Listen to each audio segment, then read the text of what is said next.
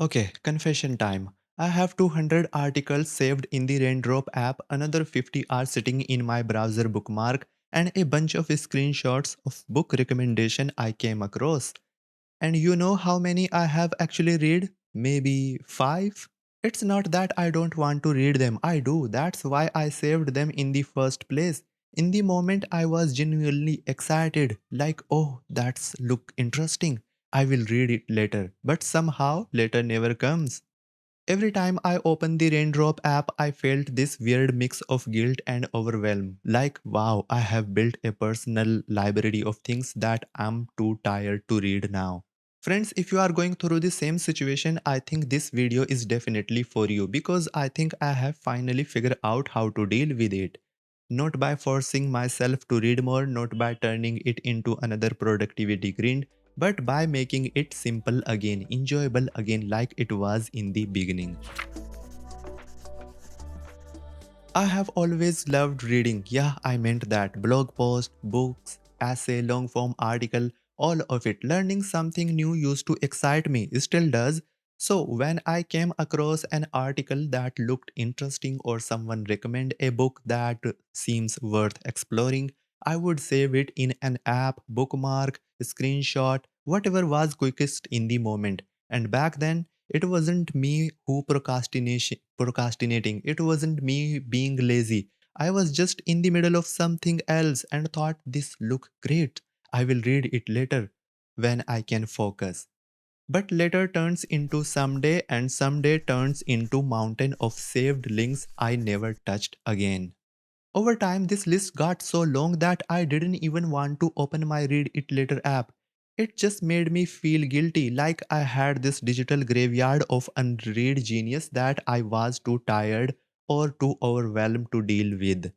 And the weird part, I'm kept adding more and more to this every day. I would be scrolling Medium or watching YouTube interview and think, oh, that looks good.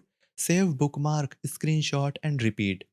Meanwhile, the stuff I saved last month is still untouched, and apparently, I'm not alone. I was reading this stat on the other day that mentioned most people never go back to 90% of what they bookmark or save. 90%, that's almost everything. So it's not just me problem, it's a modern learner problem. We are surrounded by so much good content that we end up learning nothing at all. So why does this happen? Why do we save so much and read so little? I thought about this for a while and I realized it's not because we are lazy or unmotivated. It's because we fall into few mental traps without even noticing. So first trap is we over collect and under curate.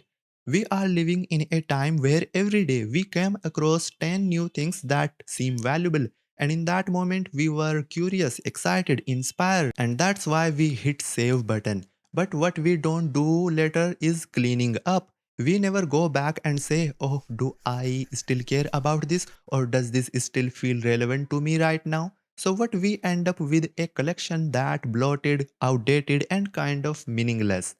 Second trap, we save in hot moments, but we try to consume it in cold ones. When we save something, we are usually fired up. We just heard someone talking about it, or it solved a question we were just thinking about. But when we go back to read it, it's already 9 pm. We are tired, we have already done a full day of work or study, and suddenly that same article doesn't feel exciting anymore. It's like reheating inspiration that only worked when it fresh. Third, we treat our saved content like a to-do list, and that's one of the biggest problem. Your reading list is not a checklist. It's not that read this now, read then, and read then after this. It's more like a knowledge garden, a place where you plant ideas, revisit them, let them grow in their own time. But we turn it into a list of chores and no one feel excited to go back to chores. Do they? And finally, we try to fit our learning system into our ideal life instead of our real life. In an ideal world, I would be reading an article every morning with coffee. I would take beautiful notes from it, maybe even discuss it with someone later. But that's not always reality, is it? Sometimes I have 50 minutes on bus, sometimes I'm in bed and can barely open my eyes.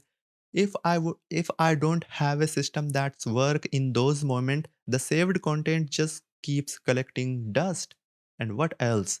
And I realize it's not that I don't want to learn, it's that I don't have a gentle, sustainable way to actually engage with what I saved. But my friend, as someone said, if you know your problem, 90% of the work is already done.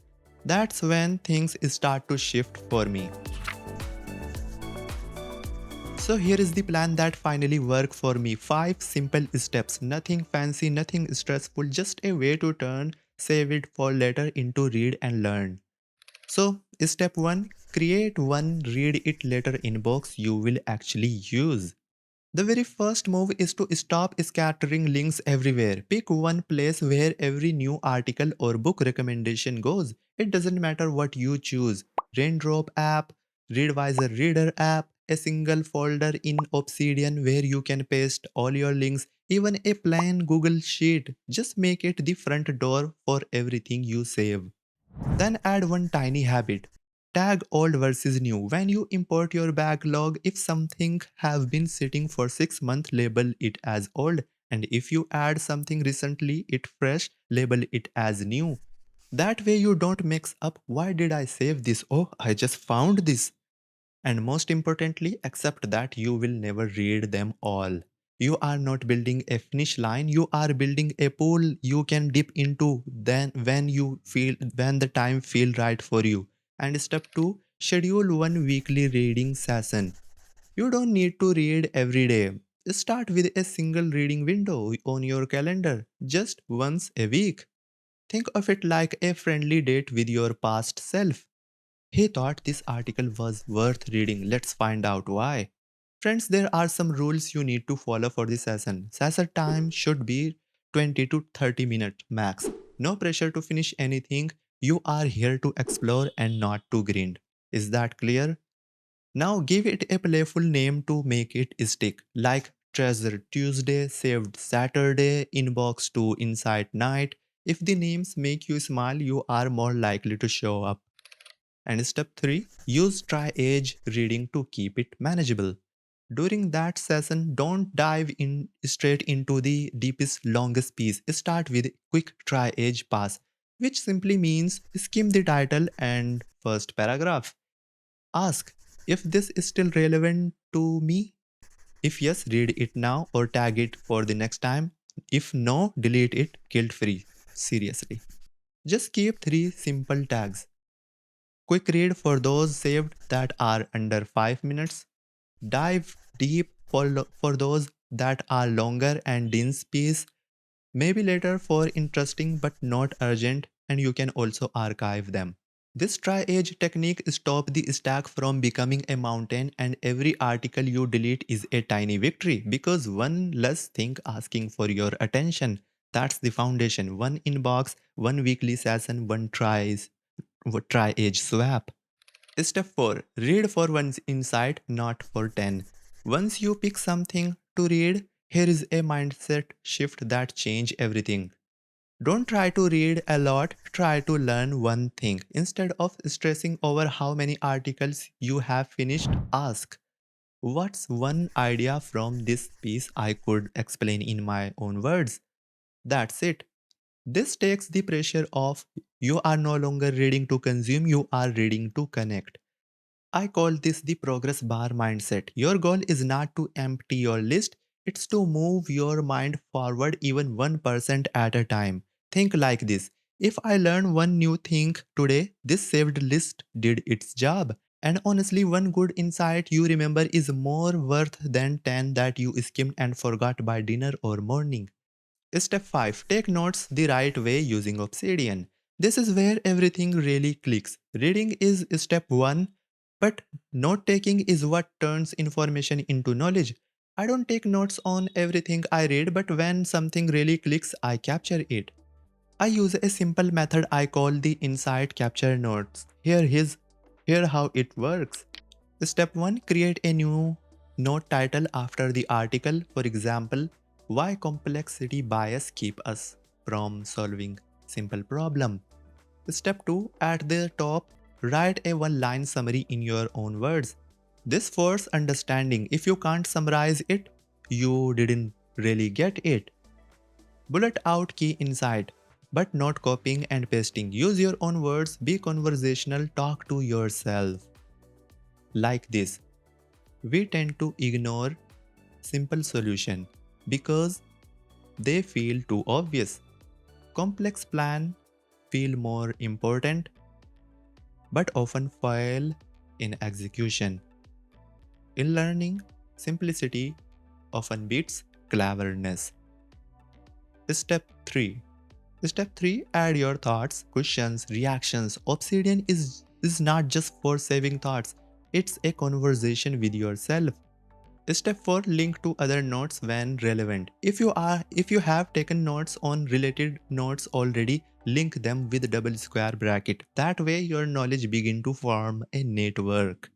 Friends, you don't have to do this for every article. Just start with one, let it grow naturally. Even if you only write one insight capture note a week, in 6 months you will have 25 plus quality personalized notes that actually reflect your thinking, not just someone else's words.